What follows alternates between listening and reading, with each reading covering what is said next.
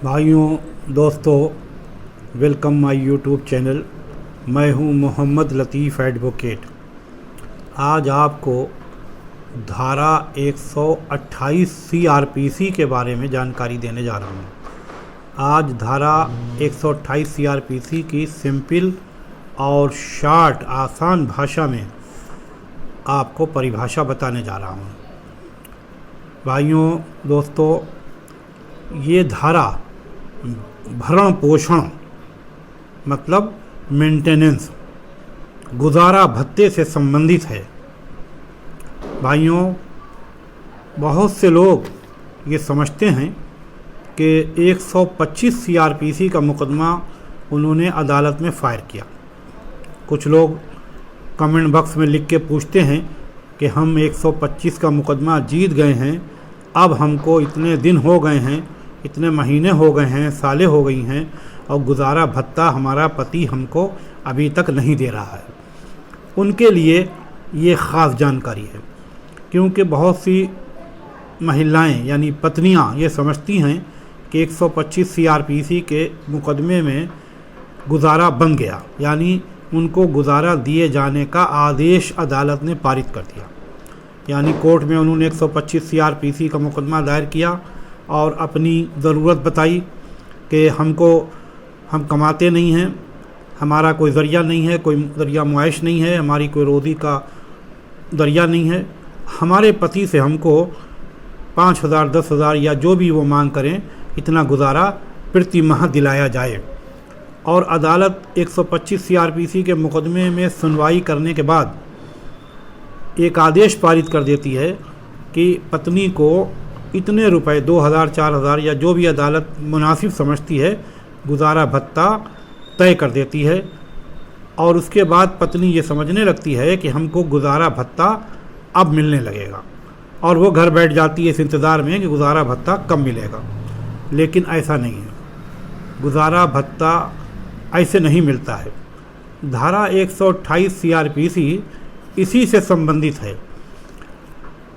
भरण पोषण का आदेश जब हो जाता है तो उस प्रोसेस को परिवर्तन में लाने के लिए यानी उसको लागू होना ज़रूरी है। जब तक वो लागू नहीं होगा तब तक क्या होगा, किसी किस्म का भी गुजारा भत्ता नहीं मिलेगा, चाहे वो अंतरिम भरण पोषण हो या एक्सपेंसेस हो। जो मुकदमे में प्रोसीडिंग के दौरान जो खर्चे होते हैं वो हों, वो ऐसे उनको कुछ नहीं मिलेगा। उसके लिए उन्हें क्या करना पड़ता है, एग्जीक्यूशन डालना पड़ता है, एक मिसलेनियस केस दर्ज कराना पड़ता है, एग्जीक्यूशन। उसमें फिर डिसाइड होता है कि क्या होगा, गुजारा भत्ता इनको क्यों नहीं मिला, उसकी जानकारी विपक्षी को दी जाती है। यानी enforcement of order of maintenance धारा 128 यही बताती है। धारा 128 क्या कहती है, भरण पोषण के आदेश का परिवर्तन लागू होना, अंतरिम भरण पोषण के आदेश को या एक्सपेंसेस यानी जो खर्चे हैं उसका लागू करना ज़रूरी है।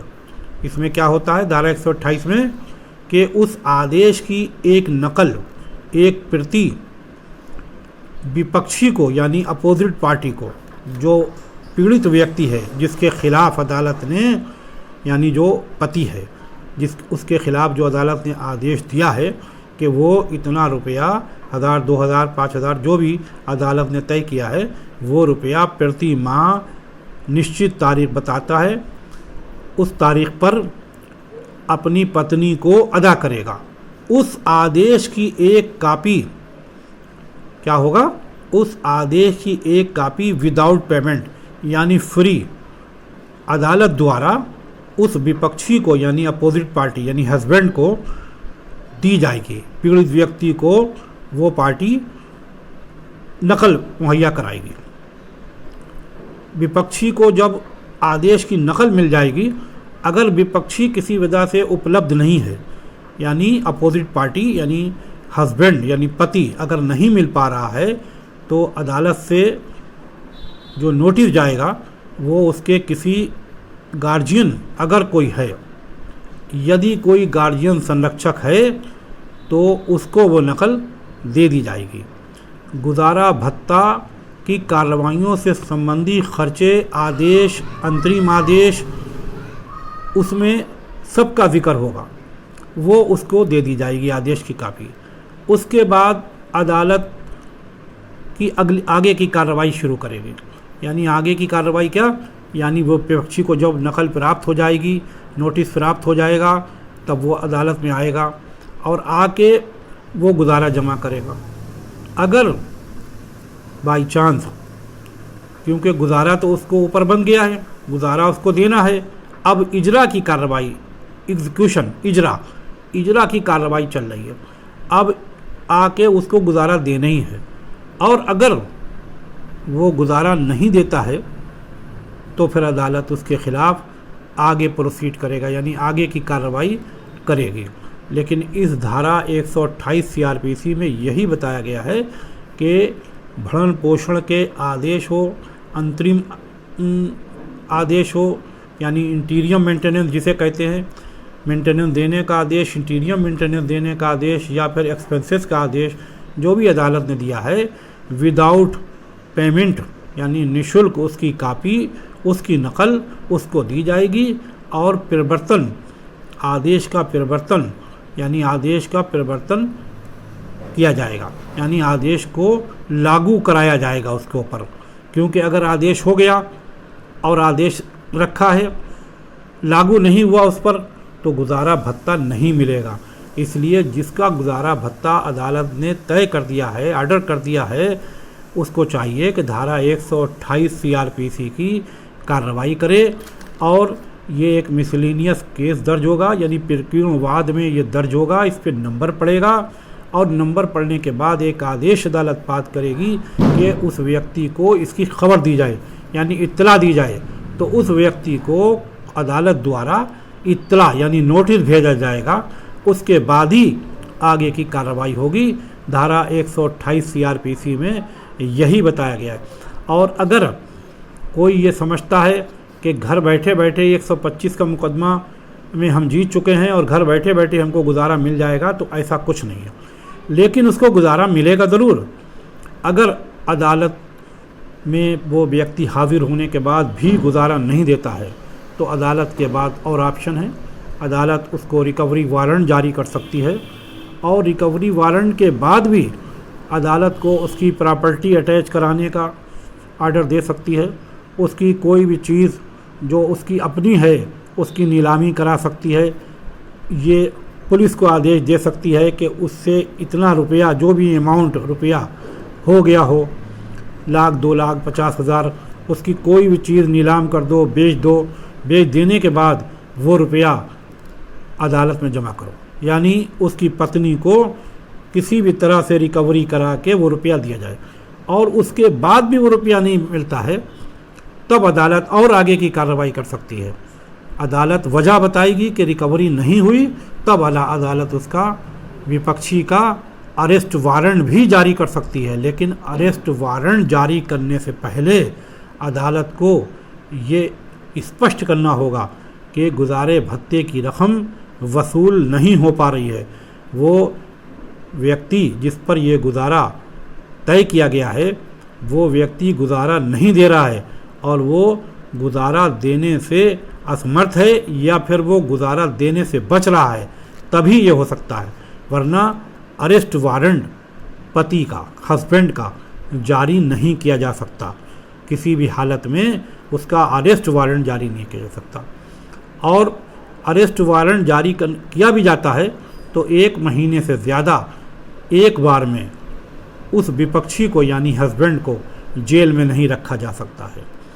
ये जानकारी आपको पसंद आए तो लाइक करें, शेयर करें और उम्मीद है कि आपके काम आएगी। ये पत्नी के फ़ायदे की वीडियो है, सब पत्नियां इसको देखें। और जो पत्नियां बैठी हुई हैं और जो कमेंट बॉक्स में जिन्होंने लिखा है कि हमें गुजारा बंधे 6 महीने हो गए, 8 महीने हो गए, तो उन्हें 1 साल के अंदर ये कार्रवाई कर देना चाहिए। अगर वो नहीं करेंगी तो उनको गुजारा नहीं मिलेगा। वो एग्जीक्यूशन की कार्रवाई करें, मिसलिनियस केस जैसा कि मैंने बताया है वो वैसा करेंगी तो उनको गुजारा ज़रूर मिलेगा, और वो घर पर बैठी रहेंगी इस इंतज़ार में कि घर पे ही गुजारा हमारे आ जाएगा, अपने आप अदालत भेज देगी। ऐसा कुछ नहीं होता है। आपको गुजारा लेने के लिए फिर कीड़वाद दर्ज करवाना होगा, तब ये होगा। और अगर आपको कोई शंका हो, आपकी कोई बात समझ में ना आई हो, तो आप हमारे कमेंट बॉक्स में जाकर लिख सकती हैं और आप हमसे पूछ सकती हैं। आप हमको टेलीफोन भी कर सकती हैं। किसी भी किस्म की आपको गुजारा भत्ते के मामले में, मेंटेनेंस के मामले में कोई भी दिक्कत परेशानी हो, आप हमसे संपर्क कर सकती हैं।